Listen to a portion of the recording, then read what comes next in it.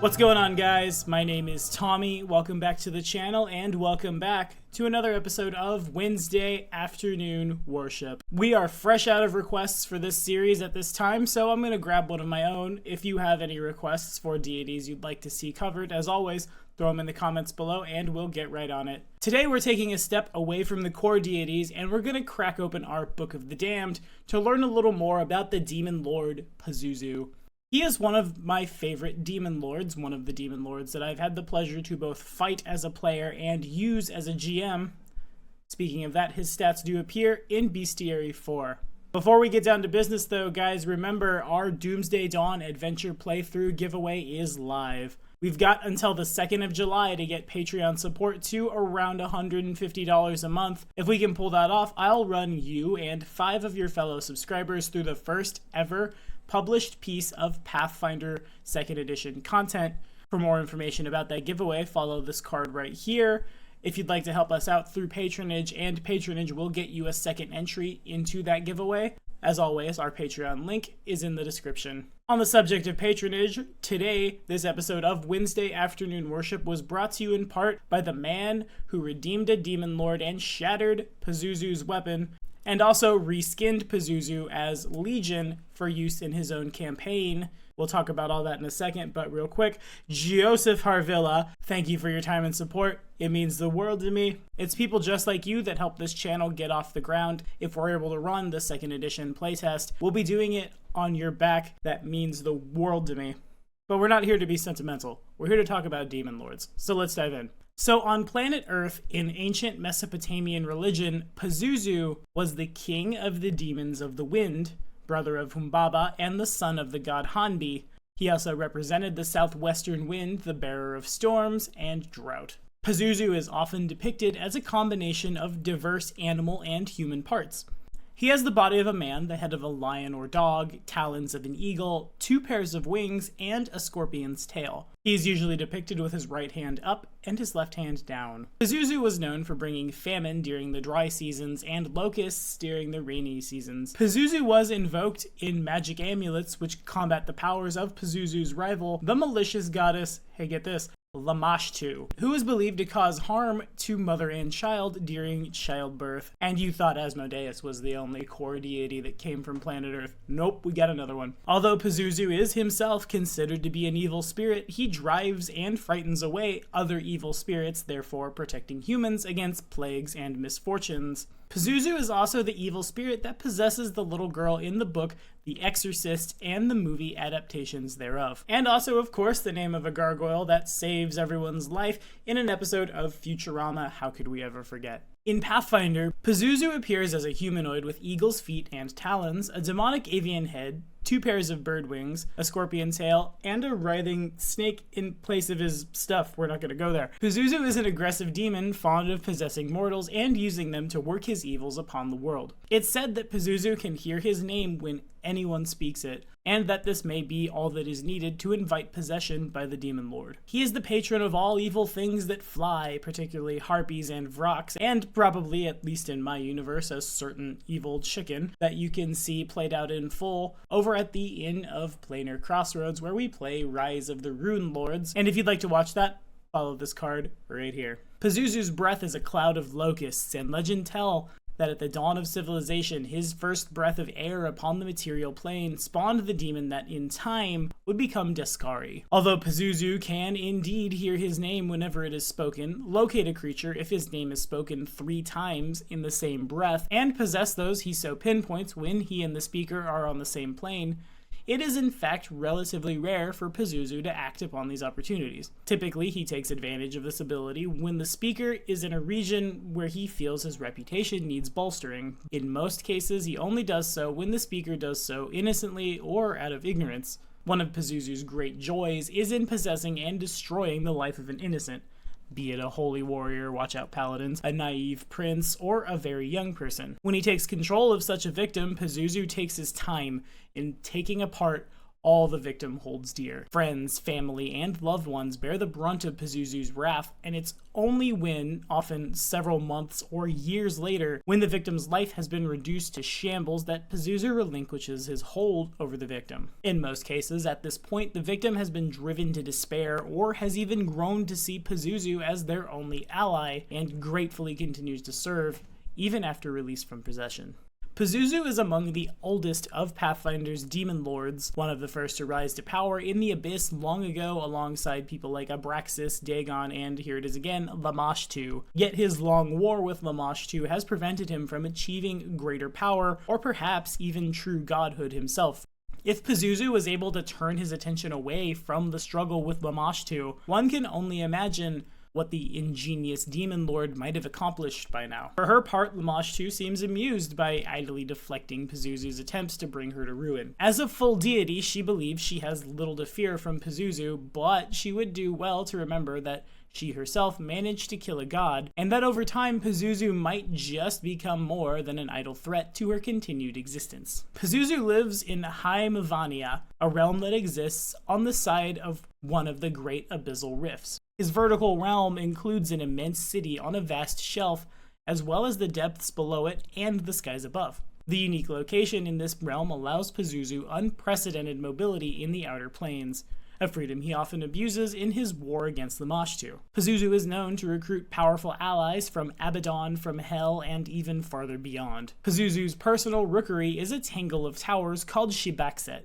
a place only his most trusted minions or his favored meals ever get to see. He wields the Scepter of Shibaxet, a powerful artifact capable of revealing his enemies, spreading fear amongst his foes, and destroying lesser magic items at a touch. He can transform this scepter into a black-bladed magical longsword of great power. Rarely will he loan this artifact to favored mortal agents, but since the repercussions and punishment awaiting those who ask and receive such aid only to fail are so great that very few of his worshippers would go so far as to ask for something like that. Pazuzu is chaotic evil. His domains are air, chaos, evil, and trickery. His subdomains cloud, deception, demon, and wind. His favored weapon is the longsword, and his unholy symbol is an image of Pazuzu with his right hand upraised. To perform Pazuzu's obedience, we must string up the eyes and tongue of a freshly killed creature somewhere that will attract the attention of hungry birds. Think something like the branches of a tree or the crenellations of a tower, or atop an altar of Pazuzu older than your grandfather's grandfather. Here's hoping either you're not playing something like an elf or you have a very long history of Pazuzu worship in your family, and then meditate on the offering. In return, we gain a +4 profane bonus on saving throws against effects from flying creatures and compulsion effects. That's not too bad if your GM is fond of mind control or, dragons with breath weapons. Pazuzu's evangelist boons grant us lesser confusion thrice a day, honeyed tongue twice a day, or once a day suggestion. At 16th level, your form becomes avian in aspect, your hair transforms into a mane of feathers, feathered wings sprout from your back, and your face takes on a bird-like profile with a hooked nose and chin. Your new wings grant you a fly speed equal to your base speed with good maneuverability. In addition, your voice becomes sweet and melodic with an astonishing range. You gain a +4 bonus on perform oratory and perform sing checks, and the save DCs of language-dependent or sonic effects you create increase by 1. When you must attempt opposed charisma checks against a charmed subject to convince it to do something it wouldn't normally do, you can roll twice and take the result you prefer as your actual result. Guys, I just found the deity of the evil bard, I think. At 20th level, any creature flying under its own power, that of course being flight from a source other than a spell-like ability, or magic item, that attempts to attack you with a melee attack must attempt a will save, DC 10 plus half your hit dice plus your charisma. If the creature fails, it can't follow through with the attack, that part of its action is lost, and it can't directly attack you for the remainder of the round. Once a creature succeeds at this save, it is immune for the next 24 hours, but again, if you're fighting a bunch of dragons or things with wings, and you will have wings, so you can get to them if they try to bite you and they fail the save, you have immunity. This one here, pretty solid. Exalted boons grant us Charm Person thrice a day, Enthrall twice a day, or Fly once a day. At 16th level, you can cast Possession 3 times per day as a spell-like ability, and at 20th, if any creature speaks Pazuzu's name aloud 3 times with a single breath, and that creature is within 60 feet of you, you can cast Charm Monster on that creature as an immediate action. You can use this spell-like ability up to 3 times a day. Creatures with fly speeds take a -4 penalty on saving throws against this effect. If a creature that fails its save against the effect is under the benefits of protection from evil or a similar spell, that effect is immediately and automatically dispelled. You can use this ability against a creature that has not invoked Pazuzu's name, but if you do so, it functions as a normal, non-quickened charm monster that does not dispel protection from evil. So you go in, you find a guy, you cast Fly on them, and then just subtly set them up to say Pazuzu's name 3 times, and boom, died on the wolf follower. Not bad, yeah, these are all pretty killer so far. Sentinel boons will grant you Featherfall 3 times a day, Gust of Wind twice a day, or once a day Wind Wall. At 16th level, a cylinder of swirling wind constantly surrounds you, an effect you can dismiss or reactivate as a free action. When this effect is active, you gain a +4 deflection bonus to your armor class, and all ranged attacks against you suffer a 50% miss chance. These supernatural winds can even deflect ranged touch spells and massive ranged weapons such as ballista bolts or thrown boulders. As a standard action, you can also direct these winds to assail a creature within 30 feet, which acts like a bull rush or trip, using your con mod in place of your strength mod. You can maintain this wind shield for a number of rounds per day equal to your hit dice, but these rounds don't need to be consecutive, and again, this is a free action. You snap your fingers, your shield is up.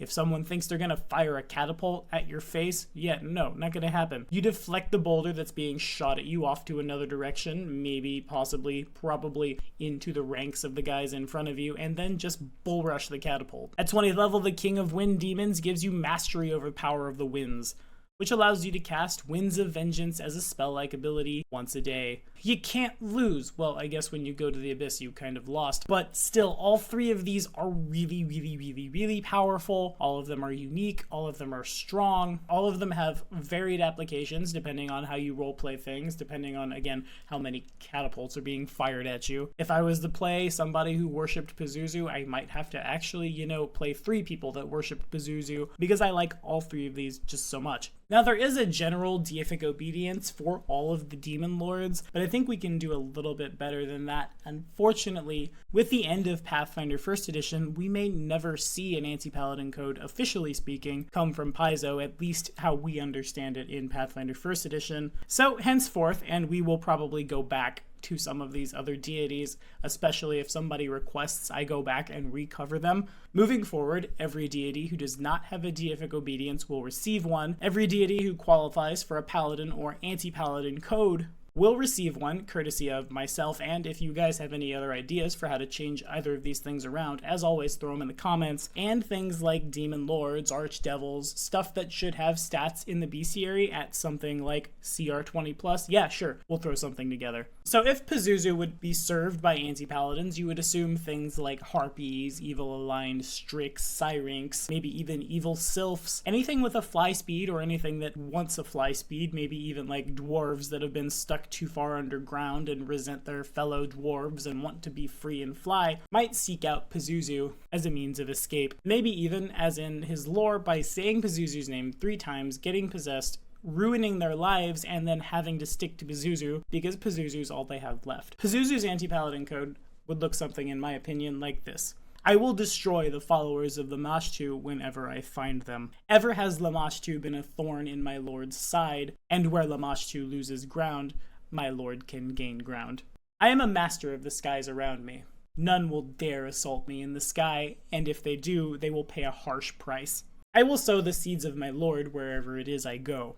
I will encourage fools to speak Pazuzu's name thrice in the same breath, and I will revel in separating mother from child, husband from wife, and sworn brother from sworn brother.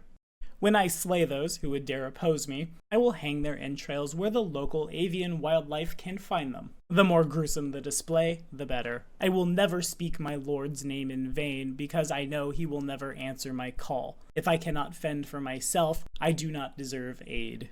Pazuzu does appear in Bestiary 4, and he appears at CR 30. This guy is the top of Pathfinder's food chain. Killing him nets you 9,830,400 experience points. And I have fought Pazuzu. Pazuzu can be incredibly incredibly rough to fight. As always, we'll dodge things like his armor class, his spell-like abilities, but we are going to touch on his special abilities. First up, Pazuzu exhales clouds of locusts in any round which he doesn't move more than 5 feet. He's surrounded by a 10-foot radius spread of these creatures. Any creature that enters this area must succeed at a DC 43 Fortitude save or be nauseated for 1 round. Any creature flying under its own power, again that being flight from a source other than a spell, spell-like ability, or magic item, that attempts to attack Pazuzu with a melee attack must attempt a DC 40 will save. If it fails, the creature can't follow through with that attack, that part of its action is lost, and it can't directly attack Pazuzu for 1d4 rounds. Once the creature succeeds at this save, it's immune for 24 hours. Of course, Pazuzu hears his name whenever it is spoken, regardless of distance. This ability functions even across planar boundaries. If a creature speaks Pazuzu's name aloud 3 times in the same breath, Pazuzu automatically knows the creature's precise location and name. If Pazuzu is on the same plane as someone who speaks his name 3 times in a single breath, he can immediately attempt to possess the creature. Speaking of that, once a day as a swift action, Pazuzu can attempt to possess a single living creature within a mile, provided he knows the target's name. The target can resist this with a DC 43 will save, a lawful creature gets a plus 10 bonus on the save, and a good creature gets a plus 20 on the save. These bonuses do stack. If a creature successfully saves, it is immune to possession attempts by Pazuzu for the rest of its life. If its saving throw fails, Pazuzu can control the possessed creature from afar. While possessing a creature, Pazuzu automatically knows every thought the creature has. By concentrating, he can sense the creature's surroundings using that creature's senses. As a swift action, he can use the creature to perform any ability it can perform on its own. Pazuzu can use any of his spell-like abilities through a possessed target, with the effects resolving as if the possessed creature had created the effect. Okay, now I guess we have to go look at him. A quick glance would say that at will, Pazuzu can cast Blasphemy. Once a day, Pazuzu can cast Wish or Time Stop as a spell-like ability, 3 times a day Whirlwind, and various other Dominate spells as well. Possession is permanent, but Pazuzu can only possess 1 creature at a time. When Pazuzu isn't actively controlling the target, it can take its own actions. Dispel Chaos or Dispel Evil ends the possession effect as if it were an enchantment spell, but unless the caster succeeds at a DC 30 caster level check, as a swift action, Pazuzu can attempt to possess the caster as he is driven out of his target. A creature possessed by Pazuzu is immune to protection from evil, magic circle against evil, and any similar effects. The save DC, as always, is charisma based. So Pazuzu does indeed have a scorpion tail, and like all scorpion tails, it can poison you if it hits you. The fort save DC for the poison is DC 43. Its frequency is 1 round for 6 rounds, and causes 1d6 wisdom drain and nauseates you. The cure is 3 consecutive saves. A creature that accepts a wish from Pazuzu immediately becomes chaotic evil unless it succeeds at a DC 43 will save, so the rich get richer essentially. A creature that becomes chaotic evil in this way gains the benefits of a Good Hope spell for 1 week, followed by the effects of a Crushing Despair for 1d6 months. Pazuzu is immune to swarm damage and other swarm effects such as distraction. As a swift action, he can direct the movement of any swarm within 30 feet. In addition to his scorpion tail, in addition to his bite, his claws, his talons, Pazuzu wields, again, the Scepter of Shibaxit. It is a staff of black metal with a large hook at its tip. The scepter functions as a rod of enemy detection that can be used any number of times per day. If Pazuzu presents the scepter as a standard action, all creatures within 30 feet who view it become panicked for 1d6 rounds unless they pass a DC 23 will save, this being a mind-affecting fear effect. Once per day, Pazuzu can use the Scepter of Shibaxit as a Rod of Cancellation, which doesn't deplete or harm the scepter, and as a standard action, he can call the scepter to his hand at any distance, even across planar boundaries. As an immediate action, Pazuzu can transform the scepter into a +5 anarchic keen Unholy longsword, or return it to its normal shape. In its sword form, none of its other powers can be used. Remember when I said I had a player destroy this thing once? Yeah, the Scepter of Shibaxit can be broken only by a redeemed Demon Lord if the regenerating towers of Shibaxit are already destroyed. And that Demon Lord happened to be a Demon Lord whose name I mispronounced for many years,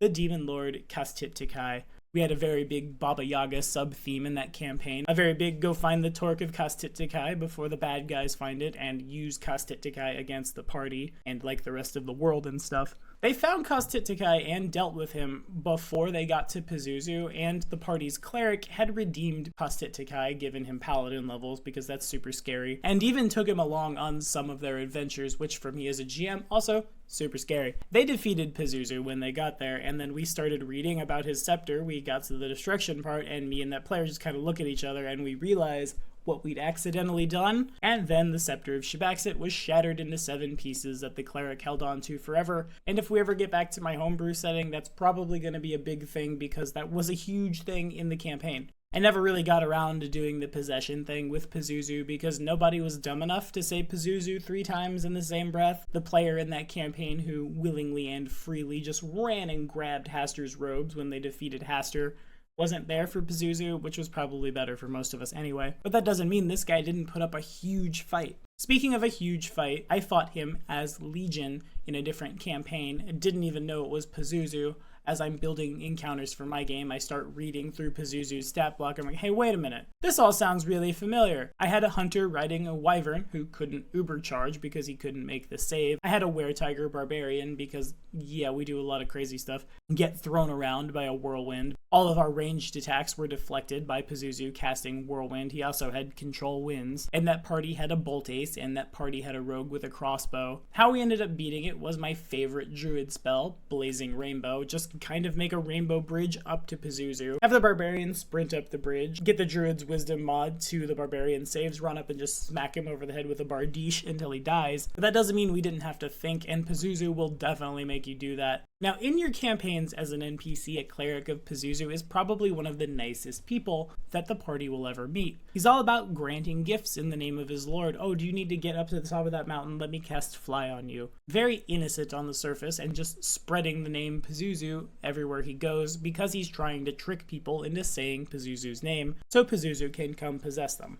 Mechanically speaking, an NPC who takes the deific obedience paths and starts charming people probably charms them to get them to say Pazuzu's name thrice in the same breath, so Pazuzu can just kind of come in and do the rest of the work. Of course, Pazuzu's only going to be able to possess one person at a time, so it makes sense to me that there might be some kind of I go possess you. We're going to take you into this deep dark cellar, kind of the Cask of Amontillado kind of thing, and just store somebody there, keep them fed, charm them if they won't eat to make them eat, until Pazuzu's ready to go ruin somebody's life again. Again, though, if a follower of Pazuzu has to start asking his lord for help by uttering Pazuzu's name, it probably ends really poorly for that NPC. It probably ends really poorly for that player as well. If you're worshiping Pazuzu, mechanically speaking, you've got 3 really powerful obediences at your disposal, but you don't necessarily have a demon lord who cares about your existence whatsoever, as if that's a huge surprise. As a PC, it might be a good time to break out a Strix or a Gathlin or a Syrinx. Hey, we talked about 2 of those races, by the way. Here's a link for the Gathlin,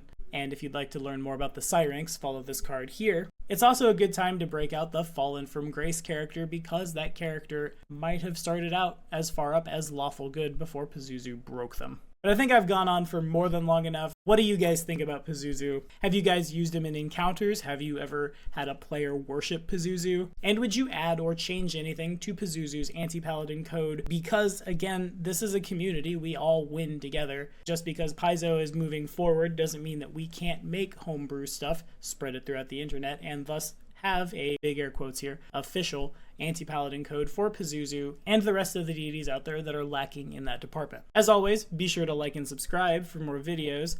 The next episode of Wednesday Afternoon Worship drops next Wednesday.